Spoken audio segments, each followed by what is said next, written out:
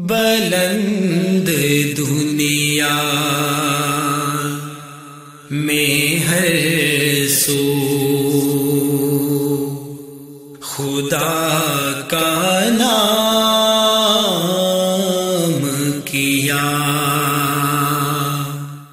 فطرت کے عین مطابق یہ دو راستے ہیں، بیوی کے ساتھ ہم بستری اور لوڈی کے ساتھ۔ ان دو راستوں کو چھوڑ کر جو کوئی اور راستہ اختیار کرے وہ بغاوت کرنے والا ہے، وہ حد سے بڑھنے والا ہے۔ یہ آزادی نہیں، یہ حیوانیت ہے، یہ جانوروں کا معاشرہ ہے جس معاشرے کی طرف کچھ لوگ کھینچ کر اہل اسلام کو لے جانا چاہتے ہیں۔ اس بستی کو بلند کیا گیا، اٹھایا گیا اور پلٹا دیا گیا، اور پھر ان کے اوپر پتھروں کی بارش ہوئی۔ چھوٹے چھوٹے بچوں کی تصویریں ہر روز فیس بک پر لگی ہوئی ہوتی ہے، کہیں 4 سال کی بچی اغوا، کہیں 3 سال کی بچی اغوا، کہیں 5 سال کا بچہ اغوا، کہیں 7 سال کا بچہ اغوا۔ طاقتور کمزوروں کی بیٹیوں کو اٹھا کر لے جاتے ہیں۔ برائی اور بے حیائی کے مراکز آباد ہیں۔ بت پوجنے والی قوم کی فلمیں، مندر آباد کرنے والی قوم کی فلمیں، بتوں کے سامنے سجدہ ریز ہونے والے مناظر، کلمہ پڑھنے والے، نماز پڑھنے والے، ذکر کرنے والے مسلمان کے گھر میں چلتے ہیں۔ جب انبیاء کی دعوت کو ٹھکرایا جائے تو پھر اللہ کی طرف سے عذاب کا کوڑا برستا ہے۔ بلند دنیا میں ہر سو خدا کا نام کیا۔ السلام علیکم ورحمۃ اللہ وبرکاتہ۔ ان الحمد للہ نحمده ونستعینه ونستغفره ونعوذ باللہ من شرور انفسنا ومن سیئات اعمالنا من يهده الله فلا مضل له ومن يضلل فلا هادي له اشهد ان لا اله الا الله وحده لا شريك له واشهد ان محمدا عبده ورسوله اما بعد۔ دین اسلام دین فطرت ہے، یہ انسان کو انسانیت کا درس دیتا ہے۔ انسانیت اور حیوانیت میں واضح فرق کرتا ہے۔ دین اسلام وہ عظیم دین ہے جس نے زندگی کے ہر مسئلے میں اہل اسلام کو نور کا مینارہ بن کر راہ ہدایت دکھائی ہے۔ زندگی کا کوئی ایسا معاملہ نہیں جس کو ادھورا چھوڑا ہو، جس کو پیاسا چھوڑا ہو۔ جس طرح زندگی کے باقی معاملات ہیں، اسی طرح انسانی فطرت کا ایک معاملہ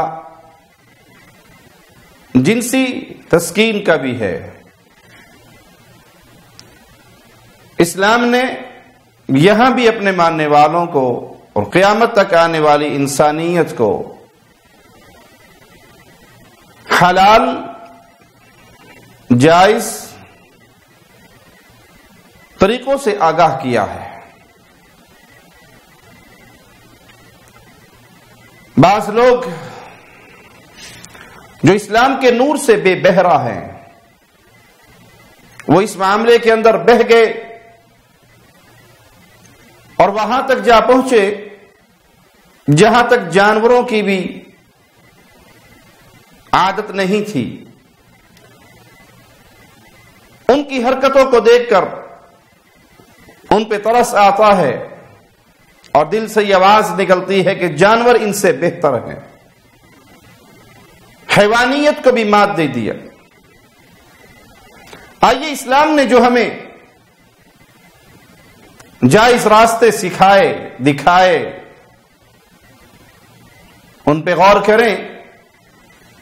میرے مولا کا فرمان ہے، اہل ایمان کی صفات قرآن حکیم میں ایک مومن کی صفت یوں بیان ہوئی ہے، والذین هم لفروجہم حافظون۔ اہل ایمان کون ہیں؟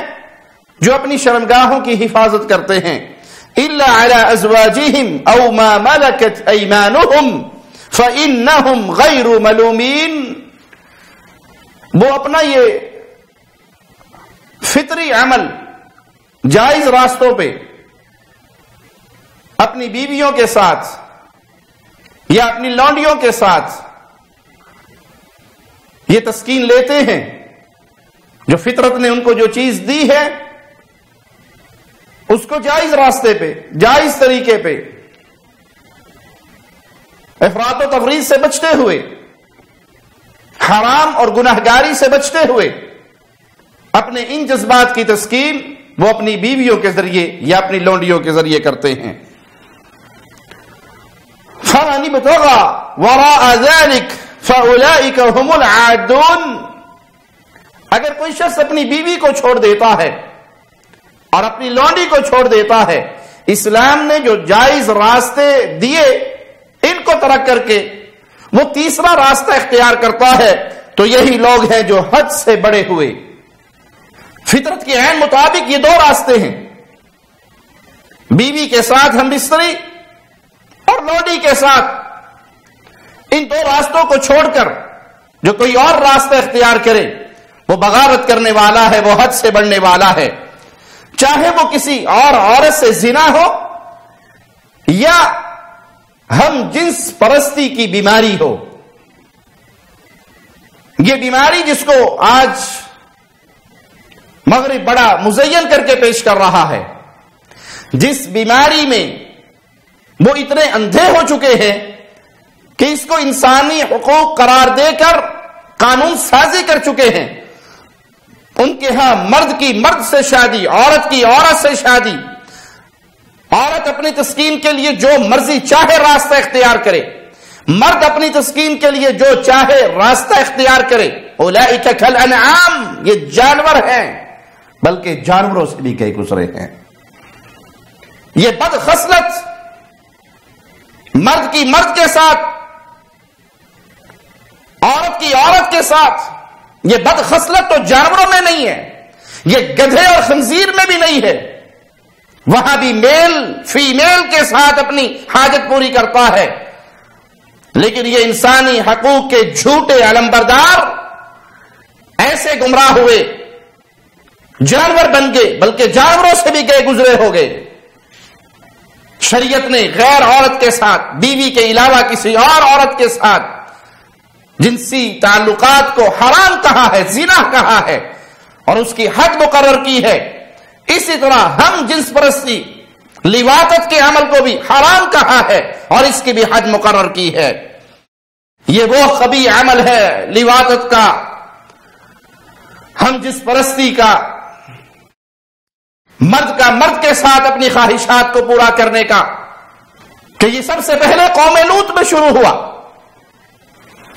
قرآن حکیم کا یہ مقام غور سے سنیے جس میں اللہ مالک لوط علیہ السلام کا قول نقل فرماتا ہے، وَلُوطًا إِذْ قَالَ لِقَوْمِهِ إِنَّكُمْ لَتَأْتُونَ الْفَاحِشَةَ مَا سَبَقَكُمْ بِهَا مِنْ أَحَدٍ مِنَ الْعَالَمِينَ۔ لوط علیہ السلام نے اپنی قوم سے کہا، تم ایسی برائی کی طرف آتے ہو جو تم سے پہلے کسی اور نے انجام نہیں دی، اور اسی گناہ کی پاداش میں ان پر اللہ کی طرف سے انتہائی دردناک عذاب مسلط ہوا۔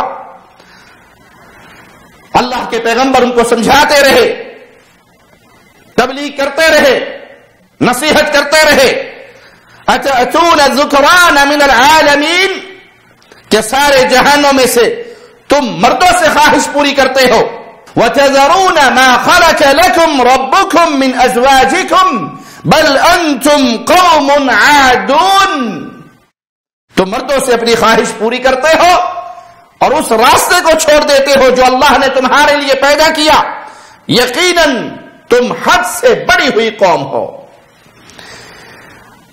لوگ نبی کا مذاق اڑاتے، ان آیات کو سنتے، ٹھٹھا کرتے، اور ان کا یہ مذاق اڑانا، ان کا یہ ٹھٹھا کرنا اللہ کے عذاب کو دعوت دینا ہے۔ یاد رکھیے، آپ کو قرآن حکیم کی آیت کے ذریعے یا رسول کریم صلی اللہ علیہ وسلم کی حدیث کے ذریعے کسی گناہ سے ڈرایا جائے، روکا جائے، قرآن سنایا جائے، حدیث سنائی جائے، صحابہ کے اقوال سنائے جائے، اور بجائے آپ شرمندہ ہونے کے، بجائے آپ توبہ کرنے کے، بجائے اپنے نفس کو ملامت کرنے کے، اگر آپ مذاق کرتے ہو، ٹھٹھا کرتے ہو، قرآن حکیم کی آیات کا مذاق اڑاتے ہو،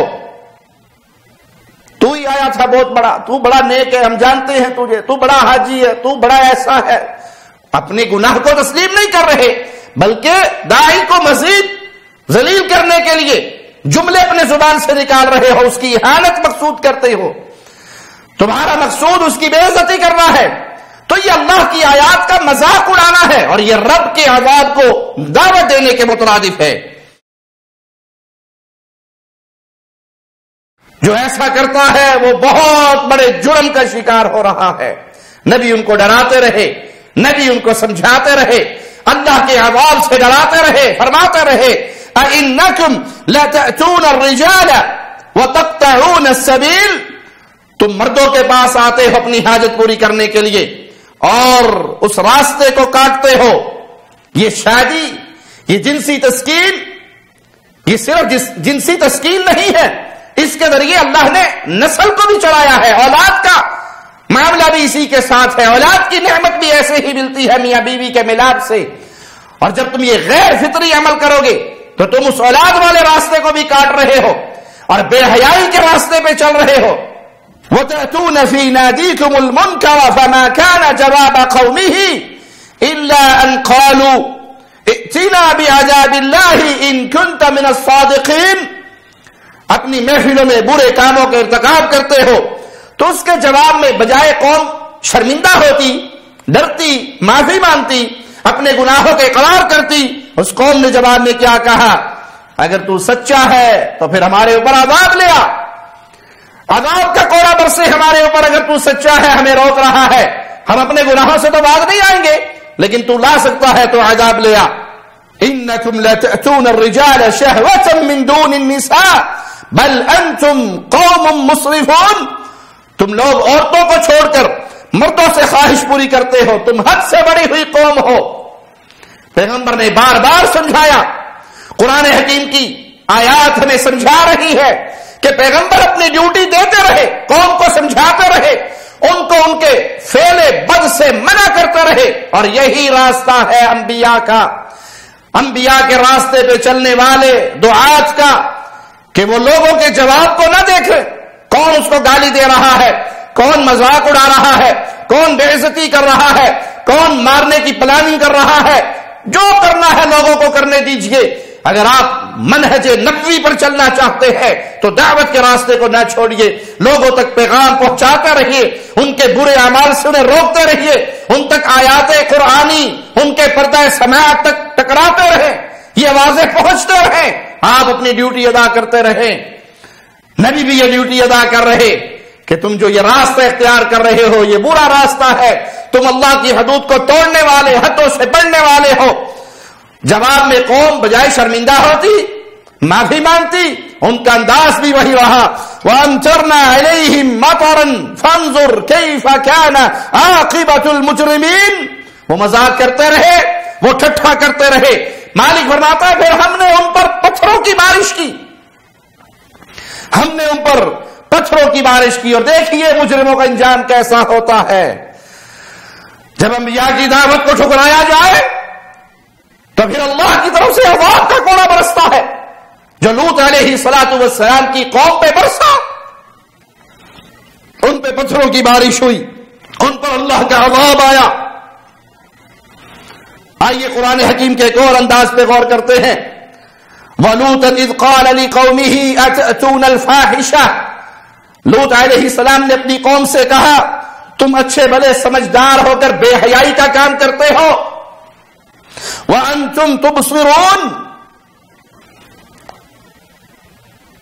تم اچھے بھلے سمجھدار ہو، اور پھر جو تم عمل کر رہے ہو، بے حیائی کا کام کر رہے ہو، أَإِنَّكُمْ لَتَأْتُونَ الرِّجَالَ شَهْوَةً مِّن دُونِ النِّسَاءِ، تم اپنی شہوت پوری کرنے کے لیے، جنسی تسکین کے لیے عورتوں کو چھوڑ کر مردوں کی طرف راغب ہو رہے ہو، مردوں کے ساتھ یہ معاملہ کرتے ہو۔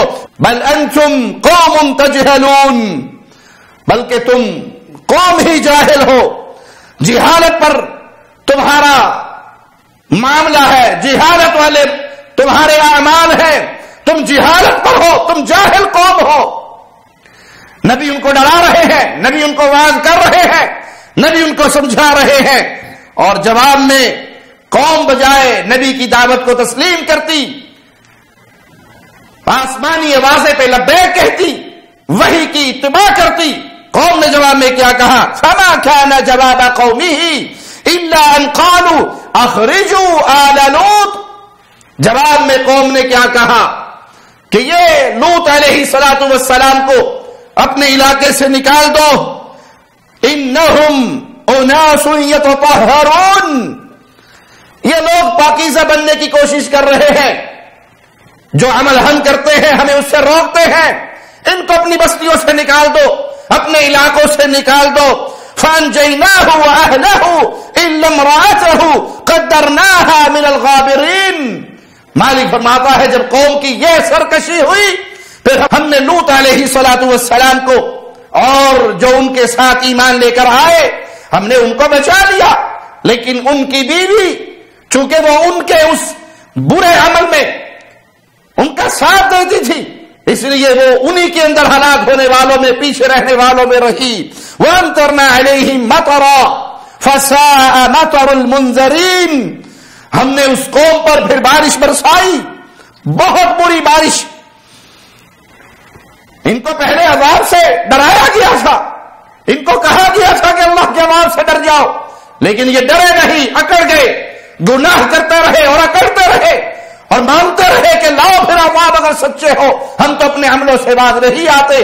پھر پتھروں کی بارش ہوئی، پھر بری بارش ہوئی، پھر اب کے عذاب کا کوڑا برسا اور یہ قوم تباہ و برباد کر دی گئی۔ جب اس قوم کی تباہی کا فیصلہ ہو گیا تو اللہ مالک نے فرشتے بھیجے جو حسین و جمیل صورتوں کے اندر انسانی شکل میں لوط علیہ الصلوۃ والسلام کے پاس آئے۔ قوم نے جب ان کی شکل و صورت کو دیکھا اور وہ برائی کے اندر پڑ چکے تھے، بے حیائی کے اندر گرفتار ہو چکے تھے، وہ دوڑتے ہوئے آئے۔ لوط علیہ الصلوۃ والسلام اپنی قوم کو دیکھ کر پریشان ہو گئے اور اپنی قوم سے کہنے لگے یہ میرے مہمان ہیں، مجھے میرے مہمانوں کے سامنے رسوا نہ کرو، تمہاری بیوییں وہ تمہارے لیے حلال ہے، اپنی حاجات اپنی بیویوں کے ساتھ پوری کرو۔ چونکہ نبی اپنی قوم کا روحانی باپ بھی ہوتا ہے تو ان کی قوم کی بیٹی نبی کی بیٹی ہوتی ہے، تو آپ نے فرمایا یہ تمہاری بیوی ہے جو حقیقت میں میری بیٹی ہے، ان سے اپنی حاجات پوری کرو۔ آئیے قرآن حکیم نے وہ منظر ہمارے سامنے پیش کیا، اس پہ غور کریں۔ وَجَاءَهُ قَوْمُهُ يُهْرَعُونَ إِلَيْهِ وَمِن قَبْلُ كَانُوا يَعْمَلُونَ السَّيِّئَاتِ۔ جب قوم نے ان فرشتوں کو دیکھا وہ دوڑتے ہوئے آئے اور وہ اس سے پہلے اس گناہ میں، اس بے حیائی میں، اس برائی میں گرفتار ہو چکے تھے۔ قَالَ يَا قَوْمِ هَؤُلَاءِ بَنَاتِي هُنَّ أَطْهَرُ لَكُمْ۔ نبی نے کہا ہے میری قوم یہ میری بیٹیاں، یہ تمہارے لیے پاکیزہ ہے، معنی یہ کہ جو تمہاری بیویاں ہیں، نبی روحانی باپ ہوتا ہے اپنی قوم کا، تو تمہاری بیویاں یہ میری بیٹیاں ہیں، یہ تمہارے لیے پاکیزہ ہے۔ اللہ نے فطرت کے عین مطابق تمہیں اپنی خواہشات پوری کرنے کے لیے تمہاری بیویاں دی ہیں، ان سے اپنی ضرورت کو پورا کرو۔ فاتقوا اللہ ولا تخزونی فی ضیفی، اللہ سے ڈرو، مجھے میرے مہمانوں کے سامنے رسوا نہ کرو۔ الیس منکم رجل رشید، تم میں کوئی ایک آدمی بھی بھلا نہیں ہے، عقل مند نہیں ہے، ذی شعور نہیں ہے، تم میری بات کو سمجھتے کیوں نہیں؟ قالوا لقد علمت ما لنا في بناتك من حق وانك لتعلم ما نريد۔ اس قوم نے جواب میں کہا آپ جانتے ہیں ہمیں اپنی بیویوں سے یعنی آپ کی بیٹیوں سے کوئی غرض نہیں، اور آپ اچھی طرح جانتے ہیں کہ ہماری خواہش کیا ہے، ہم کیا چاہتے ہیں۔ کبھی نبی نے اس انداز میں اپنی قوم کو سمجھایا، قال هؤلاء بناتي ان كنتم فاعلين لعمرك انہم لفی سکرتہم یعمہون۔ کبھی نبی نے کہا یہ بیٹی ہے میری، اپنی خواہش کو یہاں ان سے پورا کرو، یعنی اپنی بیویوں سے، اپنی عورتوں سے، اپنی خواہش کو یہاں پورا کرو. قسم ہے تیری عمر کی، وہ لوگ مدہوشی میں بھٹکے پھرتے تھے، وہ گناہ میں ایسے ڈوب چکے تھے کہ مدہوش ہو گئے تھے اس گناہ کے اندر اور اس بے حیائی کے اندر.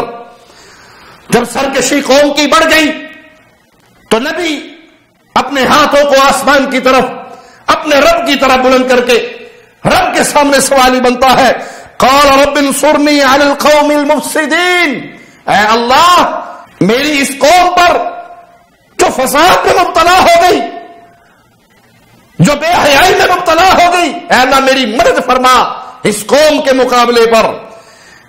پھر عذاب کا کوڑا آن پڑا، فاخذتهم الصیحة مشرقین، صبح کا نور پھوٹا تو ایک خوفناک چیخ ان پہ مسلط کر دی گئی.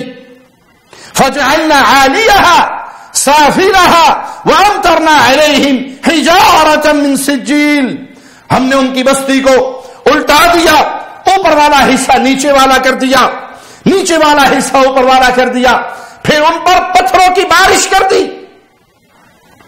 اس بستی کو بلند کیا گیا، اٹھایا گیا اور پلٹا دیا گیا، اور پھر ان کے اوپر پتھروں کی بارش ہوئی. اور یوں وہ قوم جو ہم جنس پرستی کا شکار ہو چکی تھی، جو بے حیائی کے ریکارڈ توڑ چکی تھی، جس نے دنیا کے اندر اس بے حیائی کے عمل کو مرد کا مرد کے ساتھ تسکین لینا، جنسی معاملات کرنا، اس بے حیائی کی بنیاد رکھی تھی، ان پہ اللہ کا عذاب یوں برسا اور وہ رہتی دنیا تک، قیامت کی دیواروں تک نشان عبرت بن گئے. وَلَقَدْ تَرَكْنَا مِنْهَا آیَةً بَيِّنَةً لِقَوْمٍ يَعْقِلُونَ، ہم نے باشعور معاشروں کے لیے قوم لوط کو واضح نشانی بنا دیا.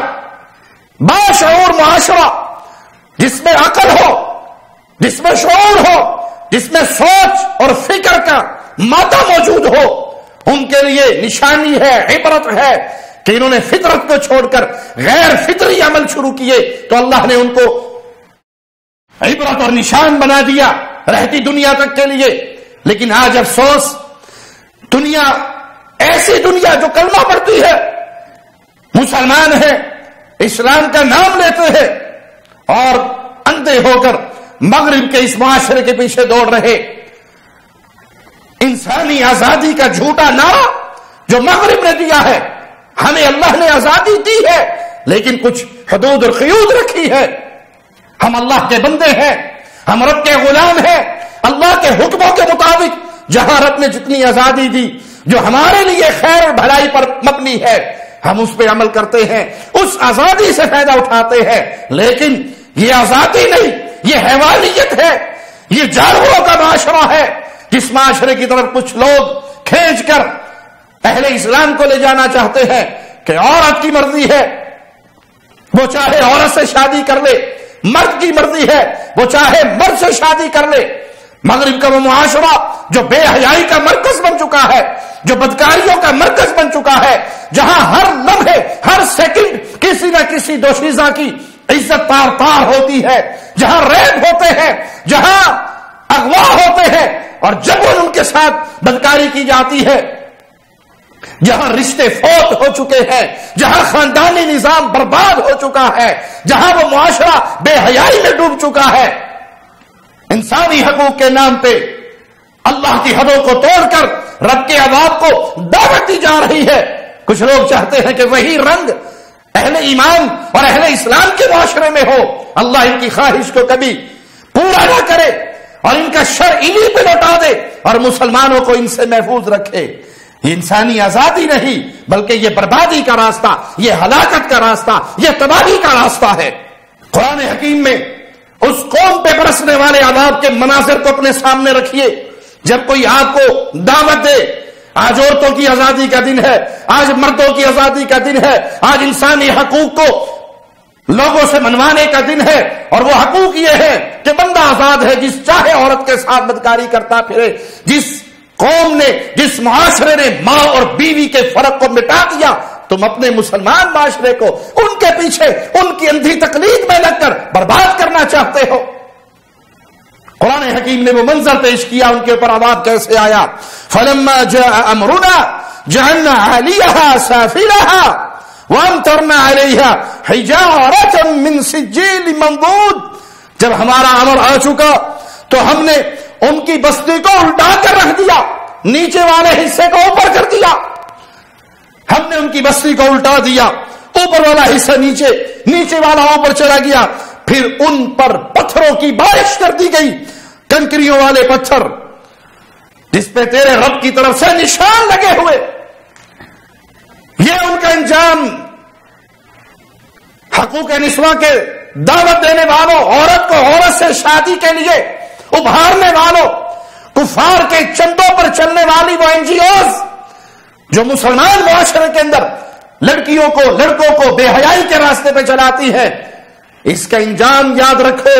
قرآن حکیم اعلان کر رہا ہے ان کا یہ بد فعل اللہ کے نزدیک کتنا برا کہ پھر ان پر ایسے عذاب نازل ہوا. مسومۃ عند ربک وما ہی من الظالمین ببعید. پتھروں پہ نشان لگے ہوئے, اور یہ پتھر ظالموں سے دور نہیں, یہ پتھر ظالموں سے بعید نہیں تھے. آج بھی اگر کوئی اس قوم کے نقشے قدم پہ چلتے ہوئے اسے انسانی حق تسلیم کر کے اللہ سے بغاوت کرتا ہے, جنگ کرتا ہے, تو اس عذاب کے منظر کو سامنے رکھے, کہیں رب کے عذاب کا یہ کوڑا تمہارے اوپر نہ برس پڑے. اللہ نے اپنے نبی کو سرخرو کیا, ظالموں کو تباہ و برباد کیا, ان کو صفحہ ہستی سے مٹایا اور قیامت تک کے لیے نشان عبرت بنایا. وَلُوطًا آتَيْنَاهُ حُكْمًا وَعِلْمًا. ہم نے لوط علیہ السلام کو علم و حکمت سے نوازا. وَنَجَّيْنَاهُ مِنَ الْقَرْيَةِ الَّتِي كَانَتْ تَعْمَلُ الْخَبَائِثَ إِنَّهُمْ كَانُوا قَوْمَ سَوْءٍ فَاسِقِينَ. اور اس بستی سے نجات دی جو خبائث کا ارتکاب کرتے تھے. یہ خبیث عمل ہے جس کی طرف نعرے لگا رہے ہو, جس کے لیے راستے ہموار کر رہے ہو, یہ خبیث عمل ہے. مولا کیا فرما رہا ہے؟ اس بستی سے نجات دی جو خباثت کا ارتکاب کرتے تھے. یقیناً وہ لوگ فاسق لوگ تھے. ہم جنس پرستی, معاشروں کو برباد کر دینے والا عمل, یہ زہر سے زیادہ زہریلا عمل, یہ جانوروں سے گرا گزرا عمل. ایسی بے حیائی تو جانور بھی نہیں کرتا. کبھی کوئی گدھا اپنی خواہش کسی گدھے سے پوری نہیں کرتا. کبھی کوئی خنزیر اپنی خواہش کسی اپنے جیسے میل کے ساتھ یہ عمل کر کے پوری نہیں کرتا. انہیں بھی یہ عقل ہے کہ اللہ نے میل اور فیمیل کو پیدا کیا ہے, مرد اور عورت کو پیدا کیا ہے, اور ان کے درمیان حلال راستے سے تسکین پوری کرنے کی, جنسی خواہش پوری کرنے کا ایک عمل جس کو شریعت نے نکاح کی صورت میں حلال کیا, اس کی اجازت ہے. وہ آپ 1 کریں, 2 کریں, 3 کریں, 4 کریں, 4 تک کی آپ کو اجازت ہے. 4 شادیاں کریں, اپنی خواہشات کو پورا کریں. انصاف کا پیمانہ تھام کے رکھیں, ایک کی طرف لڑک نہ جائیں, دوسری کو لاوارث بنا کر چھوڑ نہ دیں, اس کو معلق نہ کر دیں. ایک کی طرف سارا دن رہیں اور ایک کے پاس آپ 2 منٹ کے لیے بھی نہ آئیں. ایک کو 250 روپے کا سوٹ دیں اور دوسری کو 2500 کا سوٹ دیں. یہ بے انصافی نہ ہو. انصاف کا دامن تھامے رکھیں اور اپنی جائز خواہشات کو پورا کرنے کے لیے اسلام کے دیے ہوئے اس پاکیزہ راستے پہ چلیں. آئیے سلف کے چند اقوال سنتے ہیں.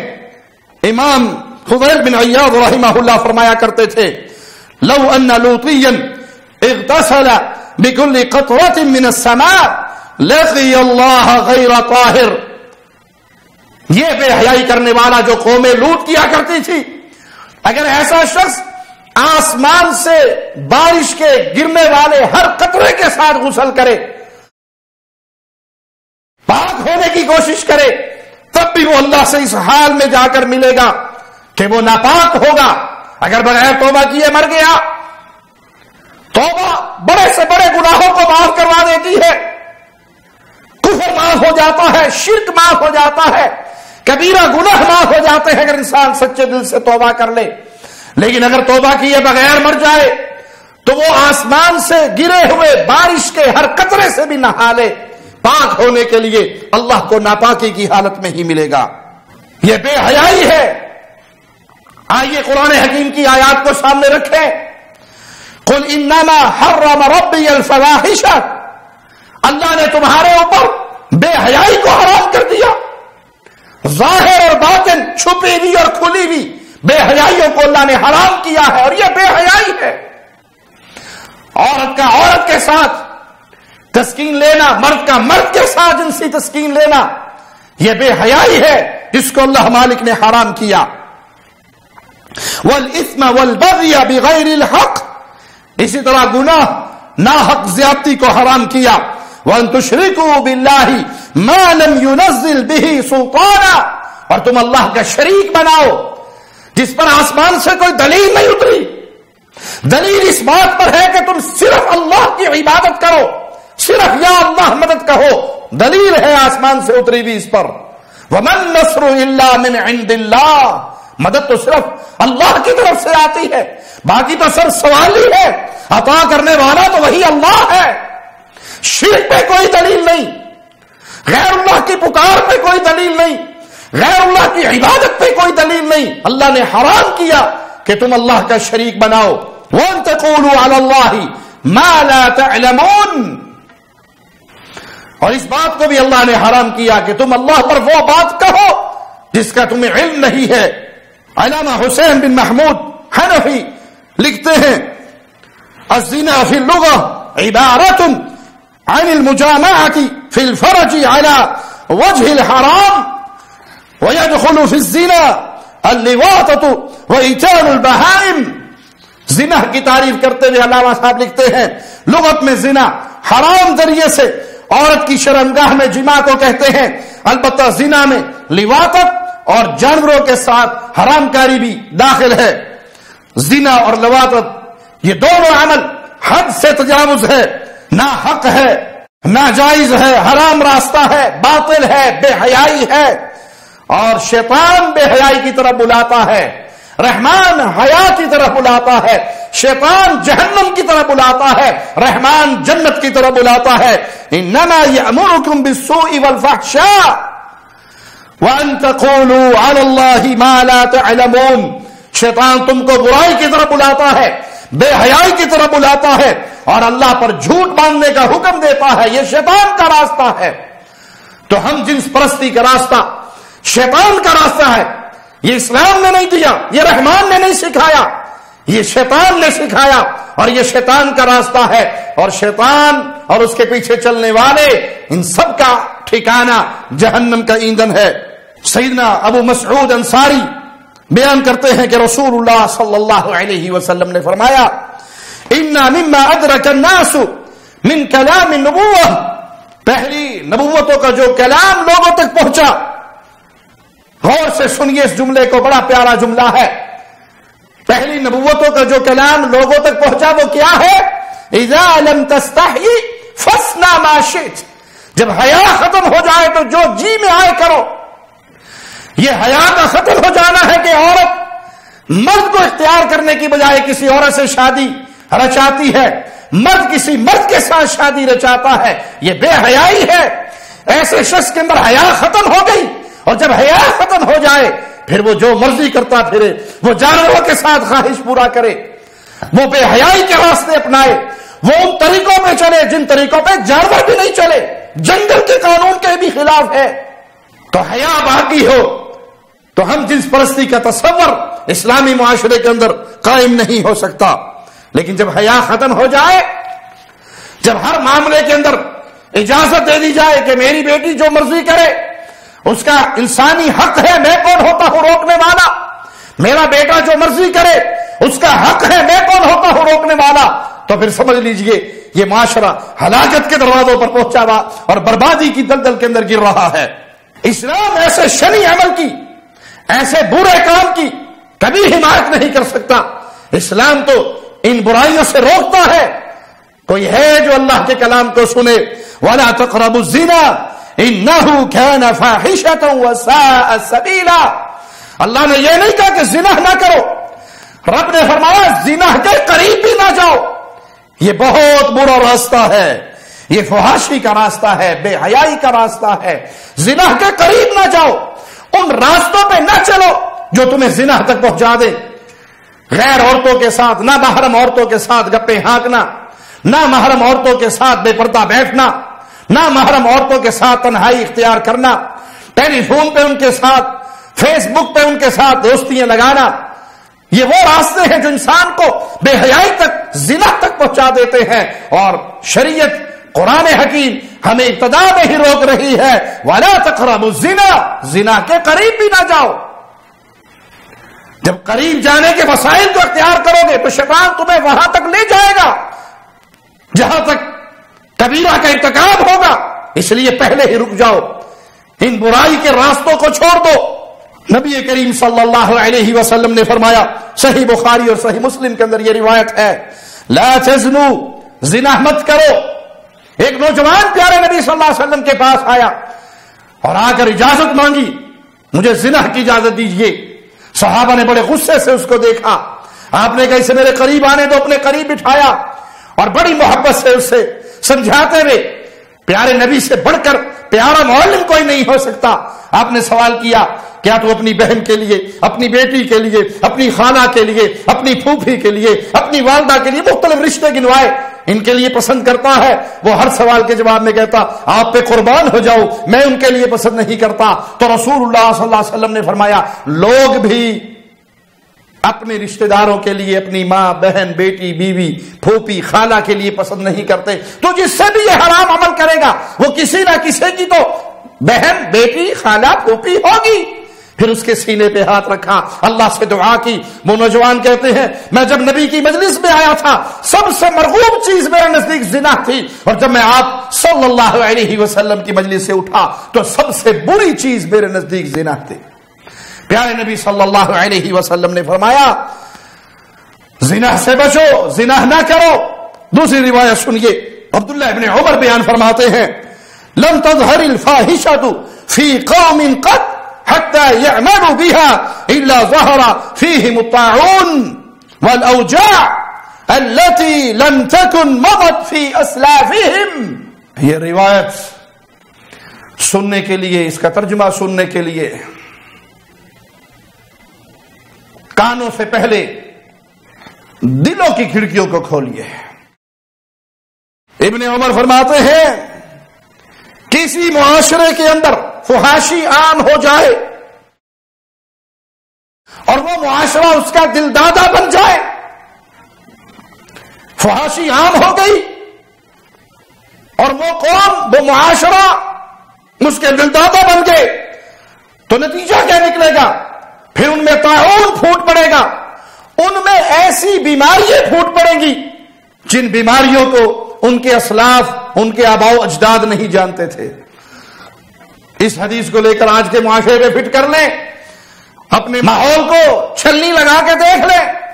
معاشرے کے اندر زنا عام ہے، لواطت عام ہے، چھوٹے چھوٹے بچوں کی تصویریں ہر روز فیس بک پہ لگی ہوئی ہوتی ہے.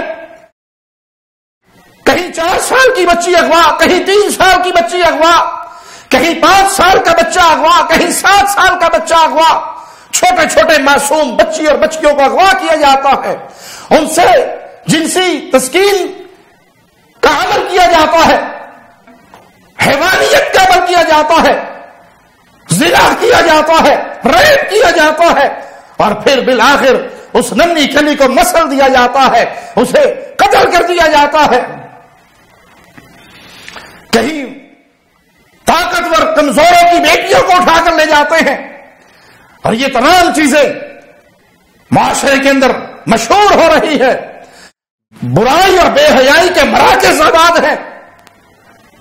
قوم جانتی ہے برائی ہو رہی ہے، بے حیائی ہو رہی ہے، شراب نوشی ہو رہی ہے، زنا ہو رہا ہے، زنا کے لیے اغوا ہو رہے ہیں، اور پھر خاموش ہے. قوم اس کی دلدادہ بن چکی ہے.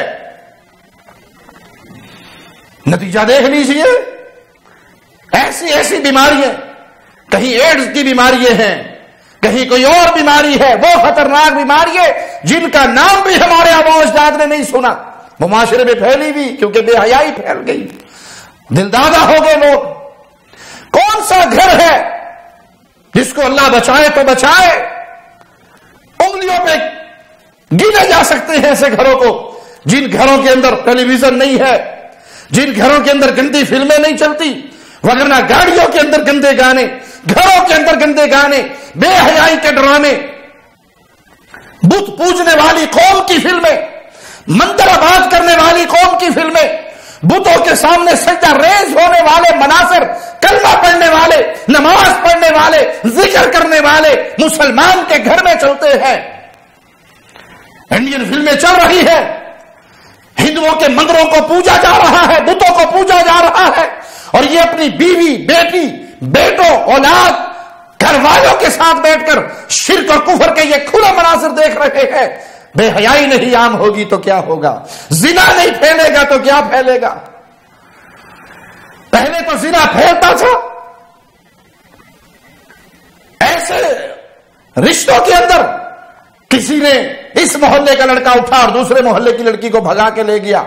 अभी जो इस मीडिया वार के जरिए मुसलमान के मुआशरे को बर्बाद करने पे यहूद और नसारा तुले हुए हैं, वहां ऐसे ऐसे मनाज़िर पेश किए जा रहे हैं, भाभी देवर के साथ, बहनोई साली के साथ, सास दामाद के साथ, ससुर बहू के साथ, ये जो हराम रिश्ते हैं इनके साथ बदकारी, बेहयाई और जिना के मनासिर को पेश किया जा रहा है ताकि माशरा बर्बाद हो जाए, बिल्कुल छलनी हो जाए, बेहयाई जड़ों में उतर जाए और कौम इसकी दिलदादा बन जाए, कौम इसको नॉर्मल ले। ये तो नॉर्मल मामला है, कोई साली अपने बहनोई के साथ, कोई भाभी अपने देवर के साथ, ये नॉर्मल मामला है।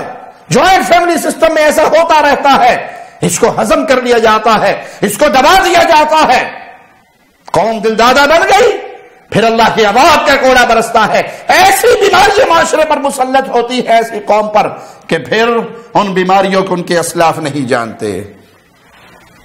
अल्लाह से दुआ है, अल्लाह हमारे हाल पे रहम फरमाए, हमारी खताओं को माफ फरमाए, हमें जिंदा रखे तो ईमान की बेहतरीन हालत में रखे, हमें मौत दे तो इस हाल में कि अल्लाह हमसे राजी हो, हम अपने अल्लाह से राजी हो। अक़ूलु क़ौली हाज़ा व अस्तग़फ़िरुल्लाह ली व लकुम व लिसाइरिल मुस्लिमीन। आपकी शान शौकतों से अलग दूसरी